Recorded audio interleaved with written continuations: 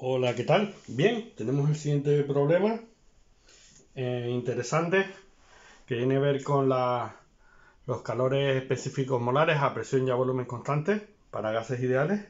El problema dice así: tenemos un cilindro con helio donde hay 3 moles a 300 Kelvin. Nos da el calor específico molar a volumen constante y a presión constante. Y pregunta el calor necesario para calentarlo a 500 Kelvin. A, si es con un proceso a volumen constante, y B, si es un proceso a presión constante. Y luego pregunta el trabajo realizado por el gas en el caso de presión constante, porque claro, en el caso de volumen constante no va a realizar ningún trabajo, porque claro, es un proceso a volumen constante y no hace ningún trabajo. Bien, para acabar, para orientarnos un poco con lo que hemos visto en estos últimos días, lo que nos está pidiendo en un diagrama PV para un gas ideal es que yo tengo en una isoterma a una temperatura de 300 Kelvin un gas y lo tengo que llevar a otra isoterma que está a 500 Kelvin por dos procedimientos diferentes. El procedimiento inicial, yo lo tengo en el estado inicial, sería a volumen constante, que sería, fíjense que el volumen no varía, está siempre al mismo volumen hasta que llega a este estado final. ¿De acuerdo? Este sería el procedimiento inicial. Como es a volumen constante, este procedimiento de I a F es coger el cilindro con la tapa sin cambiarle el volumen y suministrarle calor hasta que va de 300 Kelvin, se calienta hasta los 500 Kelvin. Es lo más fácil, ¿vale? Es lo más fácil. Es lo más fácil. Y luego la segunda, este sería el apartado A. Este sería el apartado A del problema. Entonces, bien, este apartado es sencillo de hacer. Digamos que lo único que habría que hacer es poner el apartado A. El calor es igual al número de moles por la capacidad, el calor específico molar a volúmenes constantes por la variación de temperatura. Que bien, como lo tenemos todo ya indicado, pues ponemos 3 moles por 12,5 julios mol Kelvin, que era para el helio, y luego aquí le vamos a poner pues eso, 500 menos 300, que son los 200. Si hacemos esto, me sale en el apartado A un calor de 7,5 por 10 elevado a 3 julios, si no me he equivocado. Aquí sale 200, sí. 7,5 por 10 elevado a 3 julios. Este sería este apartado de aquí, claramente. Bien, vamos a poner otro color para ayudar. El apartado B del problema dice la cantidad de calor si lo llevo a presión constante, que sería desde I hasta F', ¿lo ven?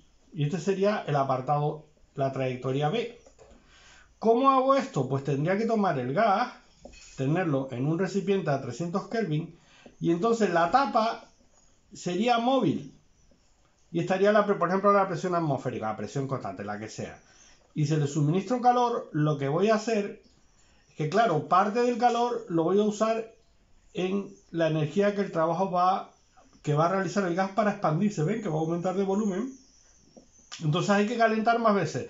Calentar para la temperatura y luego calentar para contrarrestar el trabajo que hace el gas al expandirse hacia afuera, porque el primer principio nos está diciendo que la variación de energía interna, que va a ser idéntica en ambos casos, porque solo depende de la temperatura, va a ser igual al calor comunicado menos el trabajo realizado por el gas, ¿vale?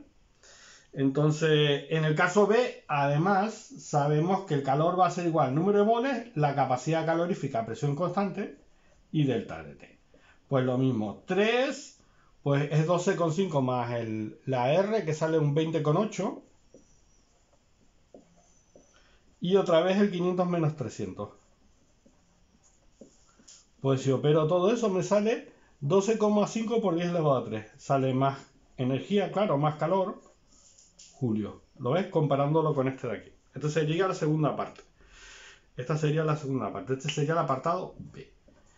Pero bien, hay un tercer apartado en el problema que dice, en este proceso B de aquí, ¿cuál ha sido el trabajo que ha realizado el gas? Que fíjense que ha realizado trabajo porque aquí no ha hecho ningún trabajo. Aquí no ha hecho ningún trabajo porque el volumen era constante, pero en esta otra apartado aquí es este área el trabajo que ha realizado el gas. En lo que nos está pidiendo en el apartado C, el problema es cuál es el trabajo que ha realizado el gas. Nos está pidiendo el valor de este área. Bien, esta parte nos vamos a quedar con lo siguiente. Sabemos el calor que el gas necesitó para hacer el proceso 1, ¿vale? Lo vamos a llamar este 1, la trayectoria 1. Y la segunda trayectoria, vamos a usar el mismo color, la vamos a llamar 2, que es el apartado B. Bien. Durante la trayectoria 1, el trabajo era 0, porque era un proceso a volumen constante. Entonces, según el primer principio, la variación de energía interna será el calor suministrado en la trayectoria 1 menos 0, que es el trabajo realizado, ¿vale? En el proceso 2, el trabajo realizado no es igual a 0, porque hemos dejado que se expanda el gas, que es este proceso de aquí. Bien, la variación de energía interna, que es la misma porque solo depende de la temperatura y llegó al punto final de 500 Kelvin, que es el mismo, va a ser Q sub 2 menos el trabajo realizado en la segunda parte. Pero como yo sé que esta energía interna va a ser igual que la energía interna solo depende de la temperatura,